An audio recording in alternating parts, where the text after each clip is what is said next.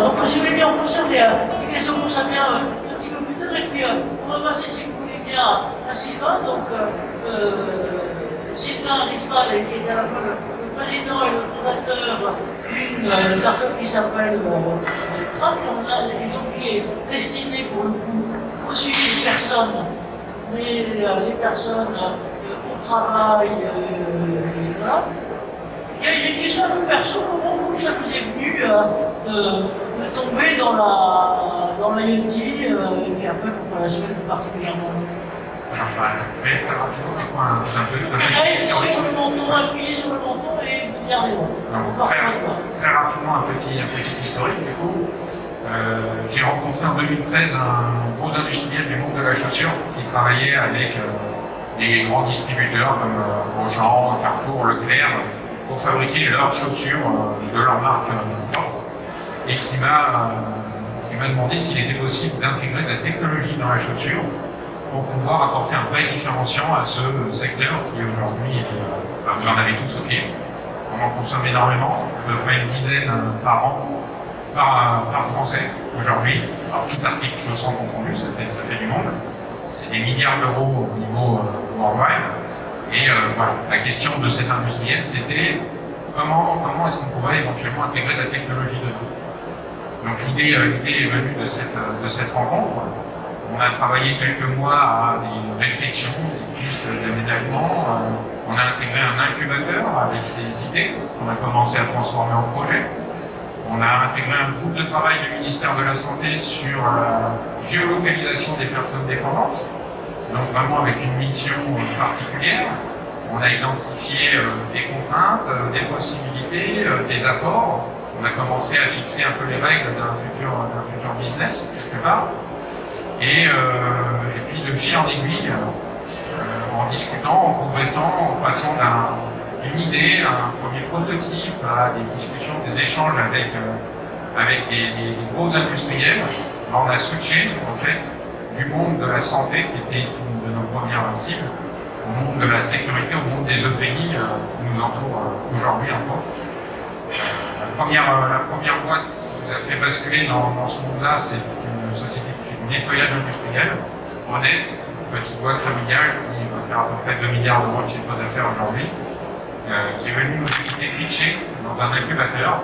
Il nous a dit que c'était parfaitement adapté pour la géolocalisation des personnes dépendantes, nos solutions, et que c'était pas pour ça que ça les intéressait, c'était pour pouvoir protéger leurs travailleurs.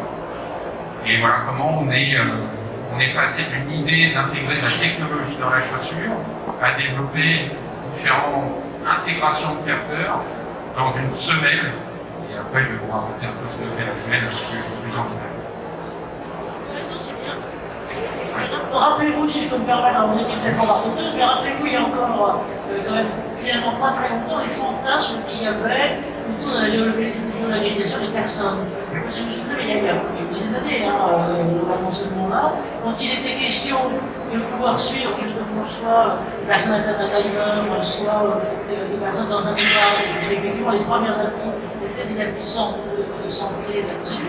Il y avait tout un tas de fantasmes qui ressortaient, genre on va les pucer, c'est bien que des chiens et autres. Et là maintenant, je dirais que vous, à la fois, ça vient faire beaucoup plus, vous participez à la maturation de ces technologies, et maintenant, je dirais que c'est tellement rentré dans les mœurs que c'est rentré dans les chaussures. Alors, c'est facile de regarder si on a maintenant un peu les types d'utilisation, à quel type de métier, à quel type de situation de travail, à quel type de besoin. Maintenant, on est passé, j'allais dire, de l'univers santé à un univers qui est plutôt professionnel, industriel, avec le public qui est en gros ici. Voilà. Comment vous pourriez décrire un petit peu tout ça?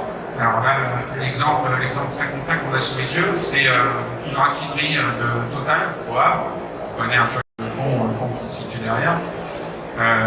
On commence à travailler avec Total il y a à peu près 3 ans en termes de réflexion, de besoins, d'identification de besoins chez eux, en termes de protection des travailleurs, initialement des travailleurs isolés, en apportant différentes informations sur la détection de leur situation, que ce soit une situation conventionnelle ou non, de la localisation du danger en question.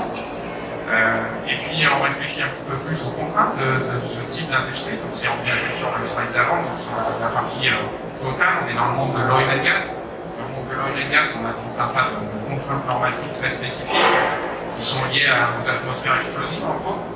Donc, en plus d'avoir des capteurs, on va dire, ordinaires, intégrés, il nous faut respecter tout un environnement normatif lié à notre intégration, à la chaussure de sécurité, avec les normes spécifiques à cet environnement. Et l'environnement de type de risque peut-être plus important que dans d'autres secteurs. Une dangerosité particulière de l'activité, entre guillemets. Donc, je disais des normes très fortes en termes d'atmosphère explosive. Il ne suffit pas d'intégrer des capteurs ordinaires. Il faut s'assurer que ces capteurs ne soient pas émetteurs de chaleur, ne soient pas émetteurs de risque d'étincelle, entre autres, caricature de l'atmosphère explosive. Donc vraiment quelque chose de très pointu, sur lequel d'ailleurs Total nous aide, participe au développement de nos solutions en version Intex. On a aujourd'hui une version Intex zone 2. On travaille sur des Intex zone 1 pour l'industrie oil and gas et l'industrie chimique. Et là, l'autre cas d'usage que Marie vient de présenter sur ce slide-là, celui justement, pardon. Voilà, et les 10. Donc là, on est sur des travailleurs qui sont pour le coup complètement isolés, des techniciens itinérants qui sont amenés à travailler seuls sur différents types d'interventions. C'est des particuliers, là, sur un poste qui appartient pour le coup à une 10, avec d'autres risques, toujours liés au travail isolé, mais on en parlait un peu plus tôt dans une autre intervention. Le risque de violence-agression existe aussi. Donc la possibilité de pouvoir alerter dans ce type de contexte avec une information sur la géolocalisation du danger, quelque chose de primordial pour de nombreuses industries. Et là, ce qui est très frappant dans tout ce que vous décrivez là, c'est la force de l'interaction, je dirais, avec vos partenaires, vos clients potentiels et autres, pour développer finalement, pour concevoir à partir finalement des types de besoins d'objectivation, des besoins, des réponses qui sont les réponses nécessaires. Et donc là, on a, par exemple, pour les travailleurs isolés, le type de réponse que vous mettez en place.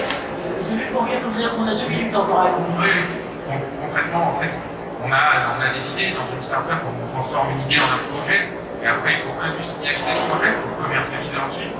Pour l'industrialiser seul dans notre coin, ça va être compliqué. Il faut le faire durer aux côtés de grands groupes qui ont des besoins et qui nous exposent ces contraintes, et c'est avec eux qu'on a réussi à le faire mûrir et aujourd'hui à l'industrialiser. Et maintenant, on commercialise avec l'aide de certains distributeurs, certains fabricants de chaussures de sécurité qui ont des stands sur ce type de salon. C'est indispensable pour nous. D'avoir d'un côté uniquement la partie technologique sans avoir la partie industrialisation ni la partie commerciale, c'est compliqué.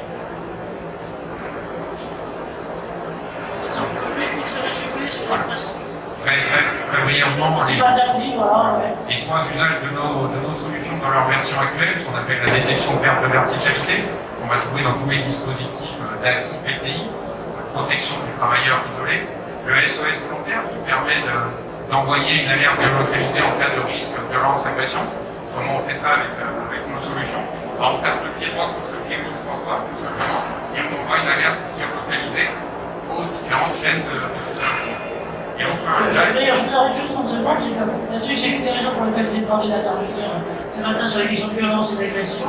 Mais c'est un nouveau champ à côté des sécurités qui est déjà pas très classique sur lequel vous intervenez, c'est que ça aussi, le nombre de métiers de maintenance isolés ou d'intervention isolée ou autre est de plus en plus important et donc c'est une appli qui est certes sécurité mais qui est tout autant sûreté pour les métiers de plus en plus exposés à ça.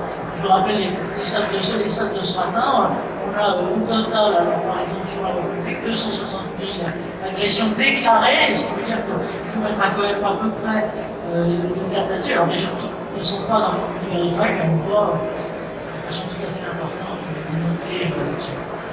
Juste. On met un petit dernier mot sur l'alerte d'évacuation. Donc là, on ne s'adresse pas tout à fait à des travailleurs isolés, mais plutôt à l'ensemble d'un site industriel où, en cas de risque d'attentat, par exemple, ou de départ d'incendie, on doit faire évacuer tout le site.